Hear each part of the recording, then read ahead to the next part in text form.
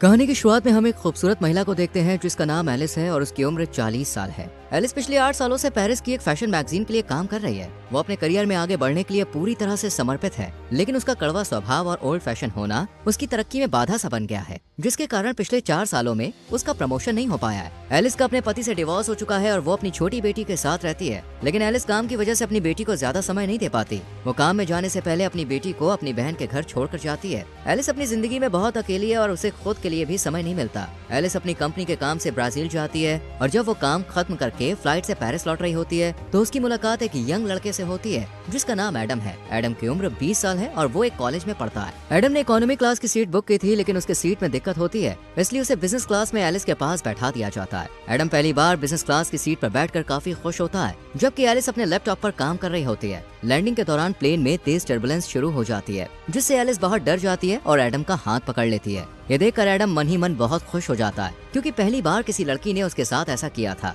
और वो एलिस से आकर्षित हो जाता है। कुछ देर बाद प्लेन लैंड करता है और एलिस जाने लगती है। एडम उससे बात करना चाहता है, मगर एलिस सिर्फ बाय बोलकर निकल जाती है। तभी एडम देखता है कि एलिस का पेन ड्राइव सीट के नीचे गिरा हुआ है। वो उसे लौटाने के लिए एयरपोर्ट के बाहर आता है, लेकिन तब तक बहुत देर हो जाती है। एलिस अपनी बहन की कार में बैठकर निकल जाती है और एडम बस उसे जाता हुआ देखता रह जाता है। रास्ते में एलिस की बहन उसे एक लड़के के बारे में बताती है जो एक डॉक्टर है और कहती है कि उसे उससे मिलना चाहिए, पर एलिस शादी नहीं करना चाहती, इसलिए वो मना कर देती है। इस पर उसकी बहन नाराज हो जाती है। वो चाहती है कि एलिस किसी अच्छे लड़के से शादी करके एक नई जिंदगी की शुरुआत करे। इसके बाद एलिस ऑफिस जाती है, लेकिन ऑफिस में उसके कॉलीग्स को उसका रूखा व्यवहार पसंद नहीं होता और वो आपस में उसकी बुराई करते हैं। हालांकि ऑफिस में एलिस का एक मेल फ्रेंड है जो उसे हर चीज में सपोर्ट करता है। ऑफिस की एक स्टाफ मेंबर एलिस को बताती है कि एडम नाम के किसी लड़के का कॉल आया था, वो तुमसे बात करना चाहता है, लेकिन एलिस ये कहकर मना कर देती है कि वो किसी एडम को नहीं जानती है। फिर एलिस अपने बॉस के पास जाती है और प्रमोशन की बात करती है, पर वो कहता है तुम्हारे लिखे हुए आर्टिकल पुराने लगते हैं, लोगों को उनमें अब कोई दिलचस्पी नहीं है, तुम्हें कुछ नया और रोमांच लाना होगा।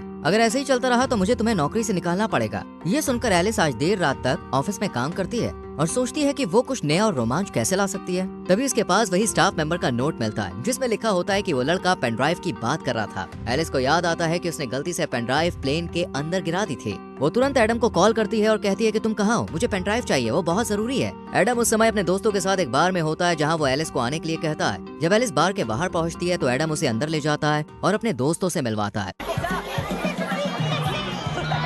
वहाँ एलिस के ऑफिस की 2 लड़कियां भी होती हैं जो एलिस को एडम के साथ देखकर हैरान हो जाती हैं। एलिस को पेन ड्राइव लेकर जल्दी निकलना होता है, इसलिए वो एडम से पेन ड्राइव मांगती है। इस पर एडम कहता है कि पेन ड्राइव मेरे घर पर है, इसलिए हमें वहाँ जाना होगा। वो दोनों बाहर आते हैं और एडम उसे अपने स्कूटर पर बैठने को कहता है। एलिस पहली बार स्कूटर पर बैठ रही होती है, इसलिए वो थोड़ा हिचकिचाती है। एडम उसे हेलमेट पहनने को देता है। जब एलिस उसे ठीक से पहन नहीं पाती तो एडम उसकी मदद करता है। तभी एलिस के ऑफिस की वही दोनों लड़कियाँ उन्हें एक ऐसे एंगल से देखती हैं जिससे लगता है कि जैसे वो दोनों किस कर रहे हैं। वो चुपके से उसकी फोटो क्लिक कर लेती है और उसे ऑनलाइन पोस्ट कर देती है। एडम एलिस को अपने घर लाता है जहाँ उसके डैड भी मौजूद होते हैं। एडम जानबूझकर पेन ड्राइव देने में देरी करता है ताकि वो एलिस से थोड़ी देर और बात कर सके, पर जब वो एलिस को पेन ड्राइव देता है और वो घर से निकलती है तो एडम कहता है कि क्या मैं तुम्हें स्कूटर से छोड़ दूं? इस पर एलिस कहती है मैं कैब से चली जाऊंगी। फिर एडम कहता है क्या हम कभी बाहर कॉफी पीने चल सकते हैं? इस पर एलिस कुछ नहीं कहती, मुस्कुराती है और थैंक यू कहकर चली जाती है। अगले दिन जब एलिस ऑफिस जाती है तो सब लोग उसे अजीब निगाहों से देख रहे होते हैं। एलिस कुछ समझ नहीं पाती, तभी उसकी एक कॉलीग उसे और एडम की फोटो दिखाते हुए कहती है कि तुम दोनों की ये फोटो किसी ने ऑनलाइन डाल दी है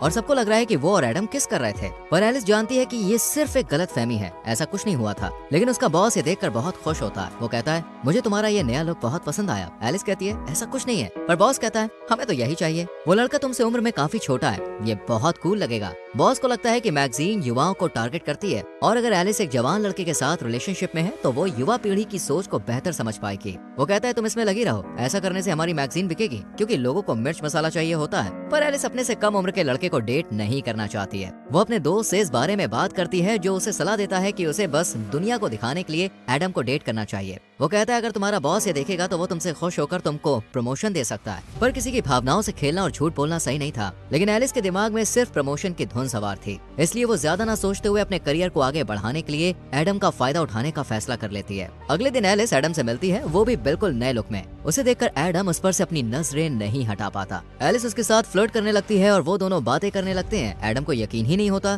कि वो एलिस के साथ है। रात में एलिस एडम को अपने एक दोस्त के शो में ले जाती है। वहाँ एलिस जानबूझकर सबको दिखाने की कोशिश करती है कि वो अपने से 20 साल छोटे लड़के को डेट कर रही है। वहीं उसका दोस्त जो उस शो का होस्ट होता है, जब एलिस के पास आता है और उसे जानबूझकर छूने लगता है तो एडम को ये अच्छा नहीं लगता। वो उस दोस्त के शो का मजाक उड़ाने लगता है। एलिस भी उसकी बातों पर हंसने लगती है। इससे एलिस का दोस्त अपमानित होकर वहाँ से चला जाता है। इसके बाद एलिस और एडम आपस में बात करते हैं। एडम कहता है कि मैंने कभी नहीं सोचा था कि मैं तुमसे इस तरह मिलूंगा और हम साथ में यूं घूमेंगे। एडम को पता होता है कि एलिस का तलाक हो चुका है और उसकी एक बेटी भी है, लेकिन इससे उसे कोई फर्क नहीं पड़ता। एलिस कहती है हमें एक दूसरे को बेहतर समझने की जरूरत है। तभी एलिस के पास उसकी बहन का कॉल आता है। वो कहती है कि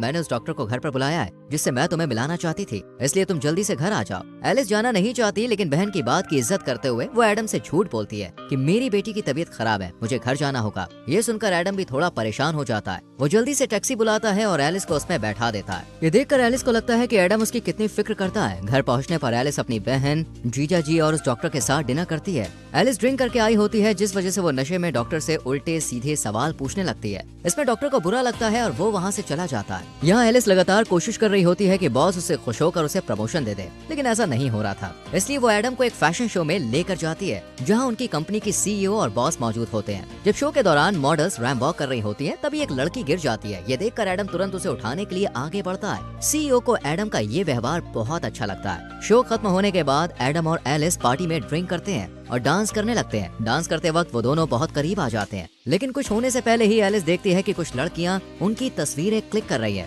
ये देखकर एलिस तुरंत एडम का हाथ पकड़कर उसे बाहर ले आती है। एडम एलिस को अपनी स्कूटर में बैठाकर उसके घर तक छोड़ देता है। यहाँ एक ऐसा मोमेंट आता है जहाँ एडम एलिस को किस करने वाला होता है, पर एलिस पीछे हट जाती है और चुपचाप घर के अंदर चली जाती है। लेकिन एडम को लगता है कि उसने एलिस के करीब आने का मौका मिस कर दिया है, इसलिए वो एलिस के घर जाता है जहाँ उसे पता चलता है कि उसकी बेटी अपनी मौसी के घर पर है। तब एडम एलिस को किस कर लेता है। एलिस खुद को रोक नहीं पाती और दोनों इंटीमेट हो जाते हैं। अगली सुबह एलिस को पिछली रात की घटना के लिए बहुत बुरा लगता है। वो एडम से कहती है कि वो घर से चला जाए, लेकिन बाहर तेज बारिश हो रही होती है, इसलिए बारिश रुकने तक एडम घर में रुक जाता है। तभी एलिस की बहन और बेटी घर लौट आती है। एलिस उनसे कहती है कि एडम उसका कॉलीग है। वो एडम के हाथ में कुछ फाइल्स दे देती है और एडम वहाँ से जाने लगता है। पर जैसे ही वो दरवाजे से बाहर जाता है, एलिस उसे रोक कर किस कर लेती है। इससे हमें समझ में आता है कि एलिस अब सच में एडम को पसंद करने लगी है और उसके साथ रहने में उसे अच्छा लगता है। जिस रिश्ते को उसने दुनिया को दिखाने के लिए शुरू किया था, अब वो सचमुच एक एहसास में बदल चुका है। इसके बाद से एडम और एलिस अक्सर साथ में घूमने लगते हैं। एडम उसे सरप्राइज देता है, उसे घुमाने ले जाता है, जो एलिस को बहुत पसंद आता है। अब एलिस और एडम के बीच गहरी भावनाएं विकसित होने लगती हैं। दोनों साथ में बहुत खुश होते हैं। एक दिन एडम एलिस से पूछता है कि तुम दिखने में खूबसूरत हो, अमीर हो, तो फिर तुमने मुझे पसंद क्यों किया? इसका जवाब एलिस के पास नहीं होता, क्योंकि वो अपने फायदे के लिए एडम के साथ रिश्ते में आई थी। पर अब उसे सच में एडम से प्यार हो गया है। कुछ दिन के बाद एलिस को काम में प्रमोशन मिल जाता है, जिससे वो बेहद खुश होती है। लेकिन अब वो एडम के बारे में सोचने लगती है, क्या उसे इस रिश्ते को जारी रखना चाहिए?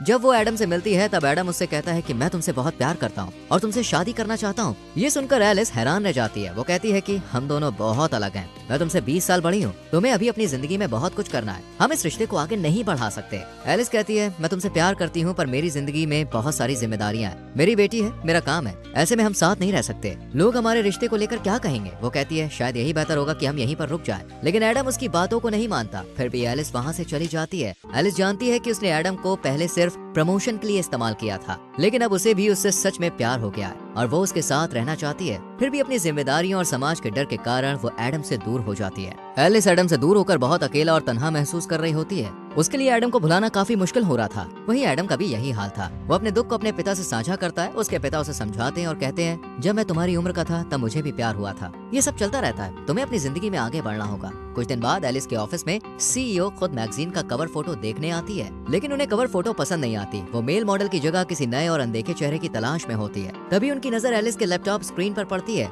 जिसका वॉलपेपर एडम की तस्वीर होती है। उसे देखकर सीईओ को याद आता है कि ये वही लड़का है जिसने फैशन शो में रैंप वॉक के दौरान गिरी हुई लड़की को उठाया था। वो चाहती है कि एडम उनके मैगजीन का नया मॉडल बने। ये सुनकर एलिस को अच्छा नहीं लगता। वो नहीं चाहती कि वो फिर से एडम से मिले, लेकिन अपने बॉस के कहने पर उनकी बात उसे माननी पड़ती है। एलिस एडम को कॉल और मैसेज करती है और एडम एक टूटे हुए आशिक की तरह घर में बैठकर ड्रिंक कर रहा होता है। वो एलिस के कॉल और मैसेज का गुस्से में जवाब नहीं देता। तब एलिस खुद उसके घर जाती है और उसे अपने साथ बाहर लेकर आती है। एडम को लगता है कि अब एलिस फिर से उसके साथ रिश्ता शुरू करना चाहती है। लेकिन एलिस उसे बताती है कि तुम्हें मैगजीन के लिए मॉडल बनना होगा, तुम्हें खूबसूरत लड़कियों के साथ काम करने का मौका मिलेगा और इसके लिए तुम्हें पैसे भी मिलेंगे। ये सुनकर एडम गुस्से में आ जाता है। उसे समझ में आ जाता है कि एलिस अपने काम के लिए उसके पास आई है। वो कहता है मैं अब तुमसे मिलना नहीं चाहता, अच्छा होगा हम कभी ना मिले, और वो गुस्से में वहाँ से चला जाता है। जिस दिन एडम का फोटोशूट होना होता है सभी एडम के आने का इंतजार कर रहे होते हैं। एलिस को डर लगता है कि अगर एडम नहीं आया तो उसे नौकरी से निकाल दिया जाएगा। तभी एडम वहाँ पे आ जाता है क्योंकि वो अभी एलिस से प्यार करता है। उसे मेकअप रूम में ले जाया जाता है जहाँ उसका लुक तैयार किया जा रहा होता है। तभी उसके पास एलिस का दोस्त आता है और एडम से माफी मांगता है। वो कहता है कि मैंने ही एलिस को सलाह दी थी कि वो तुम्हारे साथ झूठा रिश्ता बनाए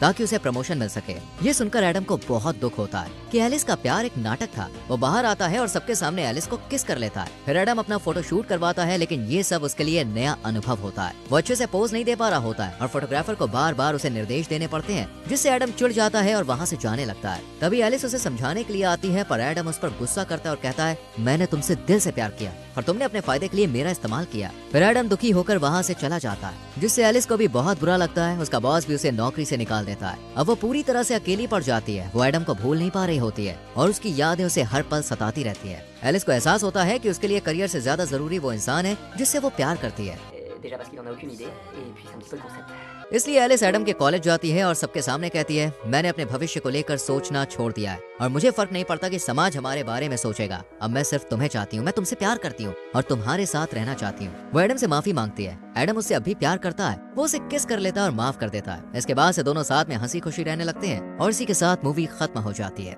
दोस्तों, अगर आपका परिवार और समाज आपके रिश्ते के खिलाफ हो जाए तो क्या आप अपना प्यार निभा पाएंगे? इस पर अपनी राय कमेंट सेक्शन में जरूर दें। वीडियो को लाइक और शेयर करें और चैनल को सब्सक्राइब करके बेल आइकॉन प्रेस करें। मिलते हैं अगली वीडियो में। Till then bye bye, take care.